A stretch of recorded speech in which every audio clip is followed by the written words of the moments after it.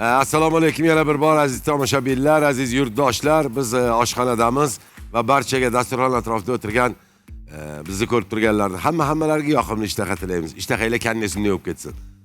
Yaxshi narsalardan iste'mol qilinglar.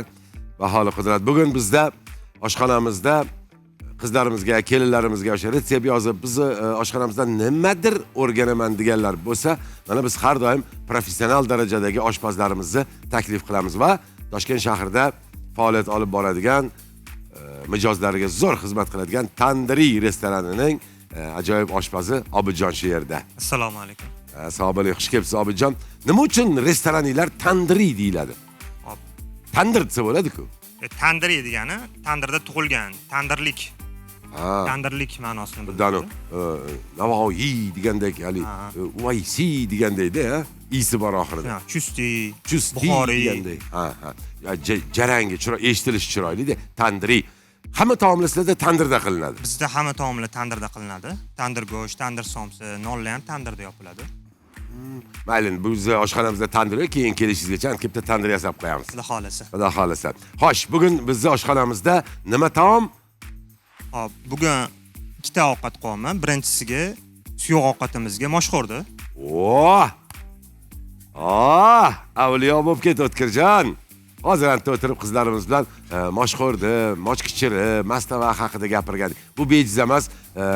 Yozni issiq kunlarida odamni qon bosimini oshirmaydigan, qovurilgan narsalarni sal kamroq iste'mol qilamiz. Suyuq ovqatlarga, suyuqlikka ko'proq e'tibor qilamiz. Mana endi kuz sekin yaqinlash, salqin tushgandan keyin o'sha qovurilgan baliq deysizmi, moshli, loviyali narsalarni ko'proq iste'mol qilishga harakat qilamiz. Shunaqa. Va bugun oshxonamizda boya moshxo'rda deb turdik, mana o'zi yetkazib turibdi.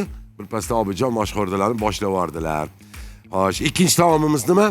Hop, bu endi issiq gazak. Bu ilik qilamiz. Bu o'rtoqlar molli suyagi. Ilik. Hozir molli to'q iligi bu. Duxovkada pishiramiz. Ilgari yoshligimizda ota-onalarimiz mana shunaqa mol go'sht olib kelsa, go'shtdan shilib olishardi, suyagini tashlab olarlardi. Hozir endi texnika rivojlanib ketgan, hatto arralar chiqib ketgan, suyak kesadigan. Suyakni o'rtasidan bo'lib, xullas hozir buni hech narsa qoldirmaymiz. Yeydigan ishqozlar juda ko'paygan. Ilikki. Ilikni. Bu foydali. Shunaqa.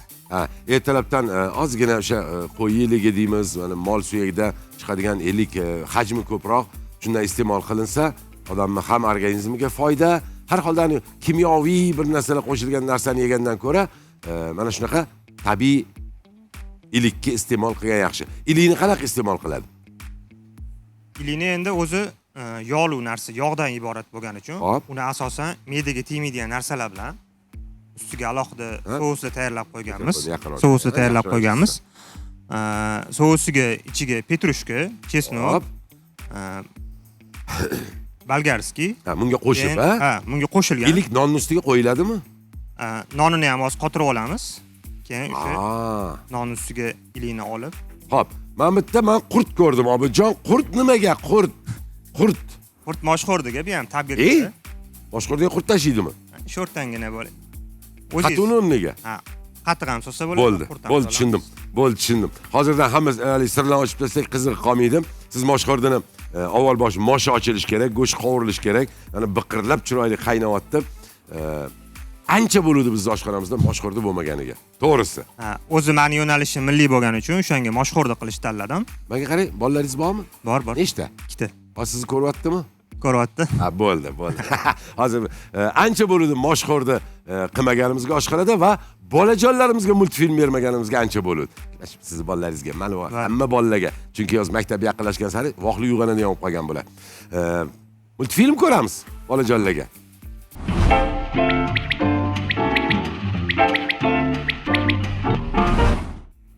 Ana shunaqa gaplar azizlar, biz yana efirdamiz. Qisqagina reklama va bugun 27-avgust tongida sizlar bilan diydorlashganimizdan, u yoqda, bu yoqda sizlarning xizmatinglarda bo'lganimizdan benihoya xursandmiz. Bugun oshxonamizda Toshkentimizda faoliyat yuritadigan Tandiriy restoranining ajoyib mohir oshpazi Obidjon do'stimiz kelganlar. Obidjon, charchamadingizmi? Yo'q, rahmat. Moshxo'rdi dedik ertalabga. Moshxo'rdining bitta qiziq odati bor, yaxshi odati bor.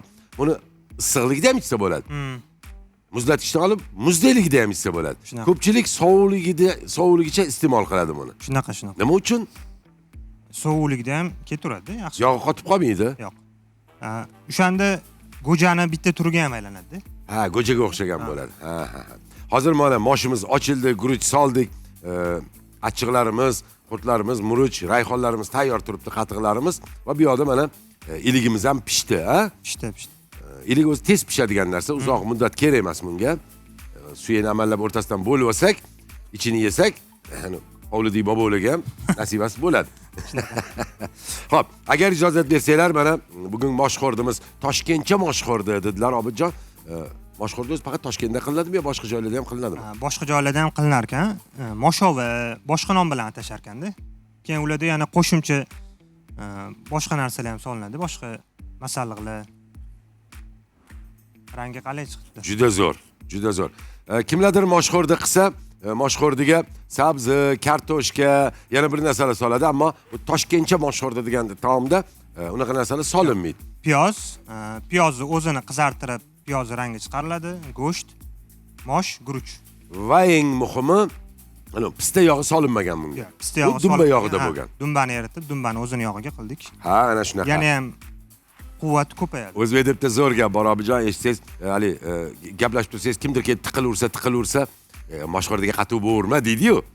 Demak, bu gap bejiz chiqmagan. Moshxo'rdiga qatiq bo'laverma degani, moshxo'rdini qatiqsiz ichib bo'lmaydi degani. Mana bir qoshiqqina, 2 qoshiqqina moshxo'rdiga qatuvchadan solamiz. Bu moshxo'rda nima qilish kerak endi? Ichish kerak endi. Yanishang, buni yeyish kerak. Bizda nima bo'lish kerak? Sharoit bo'lish kerak. Ana qizchalarni ko'ryapsizmi? Bir chiroyli bo'lib, bugun yassan-tusan qilib ertalabdan moshxo'rdicha raqsga tushaman deb kelgan. Ana shu E'zoz guruhidan bitta raqs tomosha qilamiz, ungacha tuzini ko'ramiz. Demak, bizda E'zoz bolalar raqs ansambli va chiroyli bitta raqs. Sizga yoqimli ishtaha. Rahmat.